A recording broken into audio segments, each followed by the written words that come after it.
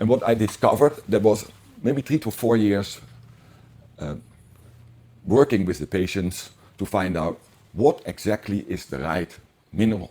And I discovered that it's calcium, magnesium, but then what's very important in that these minerals are really from nature, because the body resonates with nature, not with things that are made in a factory or produced chemically. It's how nature works. We are part of nature, and so I tried very different kind of supplements, and then eventually I found one with the magnesium gluconate and the calcium gluconate and the magnesium carbonate. Then in a ratio 2:1, and then it still did not work. We found the good products, but it didn't work. Then there was another research, and then I discovered that you have to combine this calcium gluconate and magnesium carbonate with apple cider vinegar. When you combine these, you get an immediate action of the vinegar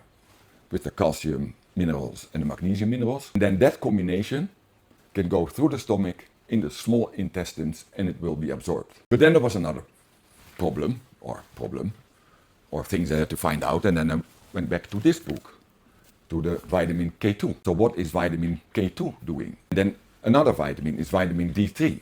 What is vitamin D3 doing? And then vitamin D3 makes it possible that the calcium and magnesium are absorbed in the body. But then the vitamin K2, which is vital, makes sure it comes on the right place. So people with a lot of tartar don't have enough K2 because they drop the minerals behind the teeth. People with blood vessel problems, where there are remains of minerals, they have a lack of K2. People with joint problems, they have too much bone in the joints, a lack of K2. And it's also interesting because K2 was everywhere earlier days, because all the grass-fed products, milk, cheese, even other vegetables contain K2, but less and less. So if you don't have K2, you have not a problem with the absorption, but the distribution.